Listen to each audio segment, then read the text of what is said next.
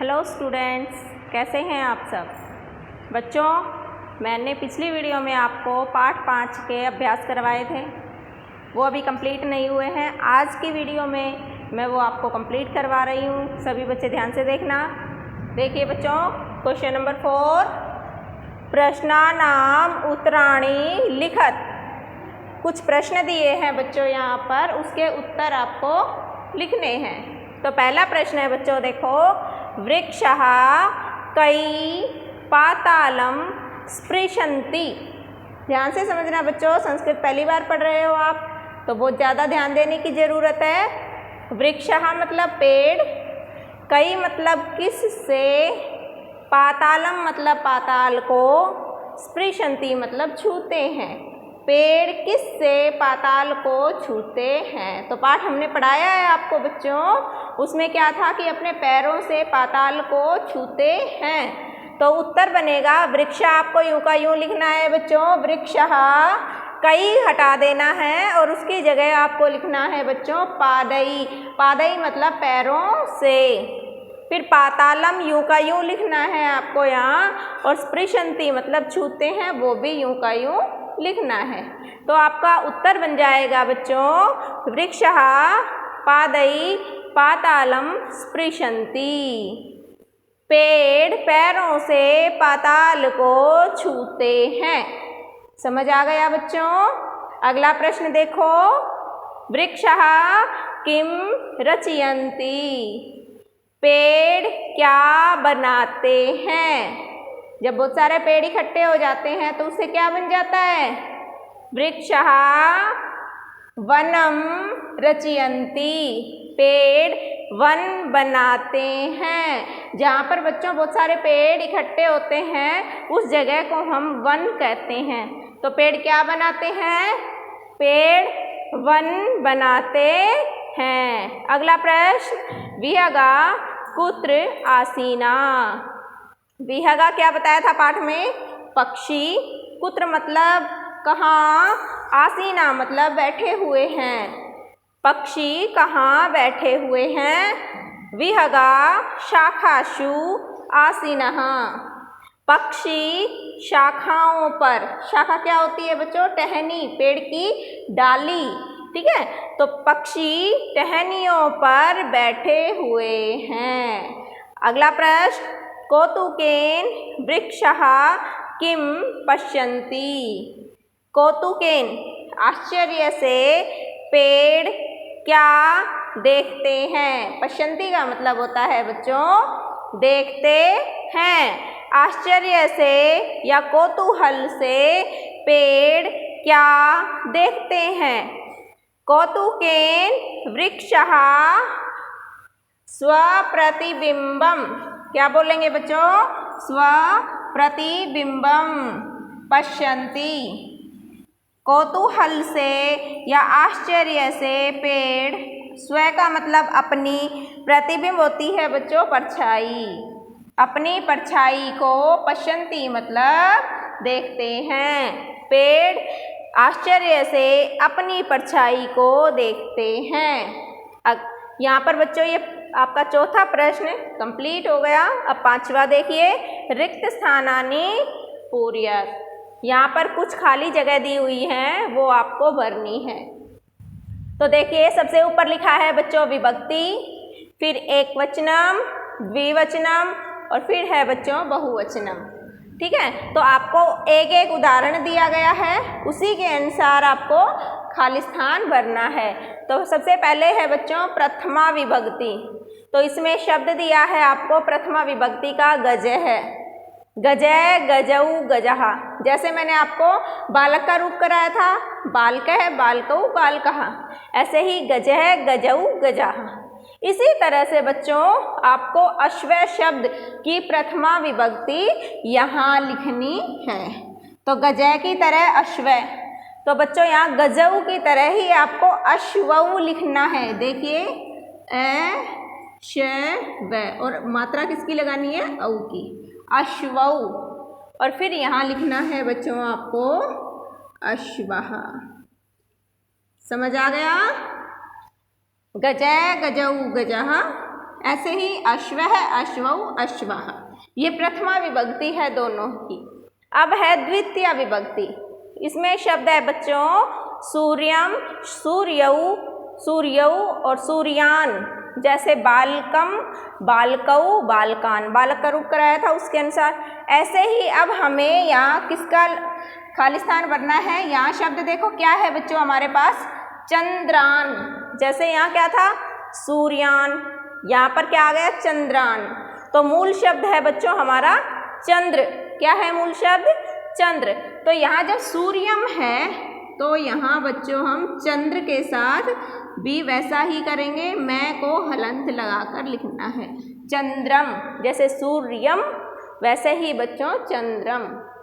अब यहाँ है सूर्यौ, तो यहाँ पर हमें मूल शब्द क्या है हमारा चंद्र। उसके साथ देखो औ की मात्रा लगी है तो हम औ की मात्रा लगाएंगे और साथ में सूर्य के साथ औ की मात्रा है तो चंद्र के साथ हम औ की मात्रा लगाएंगे, चंद्रौ और चंद्रान। जैसे सूर्यान वैसे ही चंद्रान। ये थी हमारी द्वितीय विभक्ति। अब तृतीय विभक्ति में क्या होता है, विडालेन, विडालाभ्याम, विडालई। ये तृतीय विभक्ति है बच्चों। बालक का रूप आपने लिखा होगा, याद भी किया होगा। उसमें क्या था, बालकेन, बालकाभ्याम, बालकई। ऐसे ही विडालेन, विडालाभ्याम, विडालई। अब हमारे पास कौन सा शब्द है, मंडूकाभ्याम। कौन सा शब्द है बच्चों, मंडूकाभ्याम। तो मूल शब्द क्या है हमारा, मंडूक है। मंडूक जो शब्द है वो है हमारा मूल शब्द। ठीक है, तो विडालेन की जगह हम क्या करेंगे, इसकी तरह मंडूकेन। मंडूक लिखकर ए की मात्रा और न, विडालेन, मंडूकेन। और फिर यहाँ जैसे विडालई ऐसे मंडूकई, मंडूकई और विसर्ग। अगला देखिए बच्चों, चतुर्थी विभक्ति, सर्पाय। ठीक है, तो सर्पाय और यहाँ है बच्चों सर्पेभ्य। तो यहाँ पर आएगा आपका सर्पाभ्याम। बेटा जब कोई भी आप रूप याद करते हैं उसकी तृतीया, चतुर्थी और पंचमी, ये तीनों विभक्ति के जो शब्द होते हैं यहाँ पर बिल्कुल सेम होते हैं, किसमें, द्विवचन में। ठीक है, तो यहाँ हो गया सर्पाय, सर्पाभ्याम, सर्पेभ्य। बिल्कुल ऐसे ही वानर शब्द जो दिया है उसके लिए हम क्या लिखेंगे यहाँ, सर्पाय वानराय। बिल्कुल ऐसा बनाना है, सर्पाय वानराय, सर्पाभ्याम वानराभ्याम, सर्पेभ्य वानरेभ्य। ठीक है, वानरेभ्य।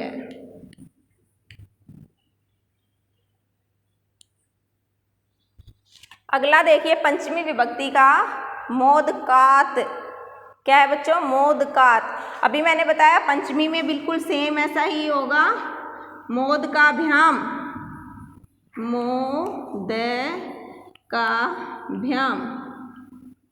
ठीक है, और यहाँ पर क्या जाएगा बच्चों आपका, मोदकेभ्य, मोदकेभ्य। ये सेम रहेगा यहाँ पर इसकी तरह।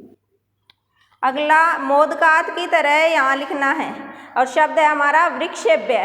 तो वृक्ष शब्द का यहाँ कैसे बनाएंगे, वृक्षात। जैसे मोदकात ऐसे ही वृक्षात, वृक्षाभ्याम, वृक्षाभ्याम और ऐसे ही वृक्षेभ्य। अगला है षष्ठी का, जनस्य, जनयोः, जनानाम। अगला है हमारा शुकानाम। देखो बच्चों जनानाम और शुकानाम एक जैसे हैं तो यहाँ पर भी सेम एक जैसे ही बनेंगे। देखिए शुक, हमारा शब्द क्या है, शुक। तो यहाँ पे शुकस्य क्या लिखेंगे हम, शुकस्य। शुकस्य क्यों किया हमने, क्योंकि जन शब्द के साथ स और य जुड़ा षष्ठी विभक्ति में, और इसकी भी हमें षष्ठी विभक्ति बनानी है। तो हमारा मूल शब्द क्या है बच्चों, शुक।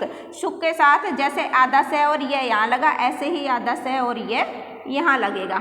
अब है जन यो, जन शब्द के साथ यो, ऐसे ही शुक शब्द के साथ यो और विसर्ग सुखयो।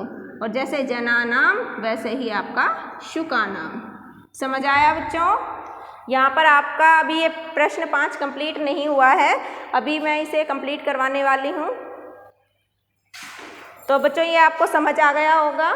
इसका थोड़ा सा पार्ट अभी बचा है, उसे मैं अभी कंप्लीट कराती हूँ। तो चलिए बच्चों अब वो कंप्लीट कराती हूँ। क्वेश्चन में आपको षष्ठी विभक्ति तक देख लिया था।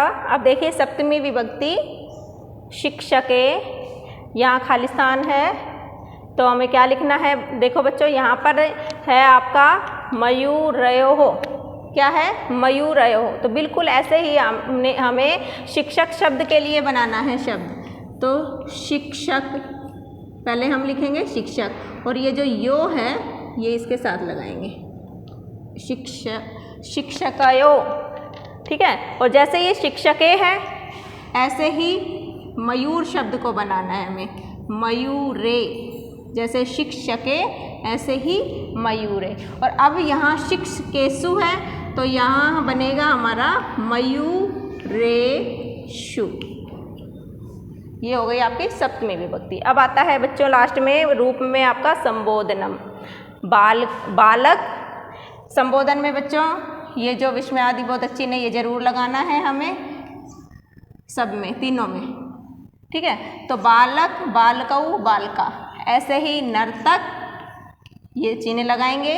अब नर्तकऊ ये चिन्ह लगाएंगे, और फिर जैसे बालका ऐसे ही नर्तका। तो यहाँ बच्चों आपका ये प्रश्न कंप्लीट हो गया है। अगला प्रश्न देखिए, प्रश्न 6। भिन्न प्रकृतिकम पदम चिनुत। प्रकृति स्वभाव। ठीक है। यहाँ पर 4 शब्द दिए हैं आपको।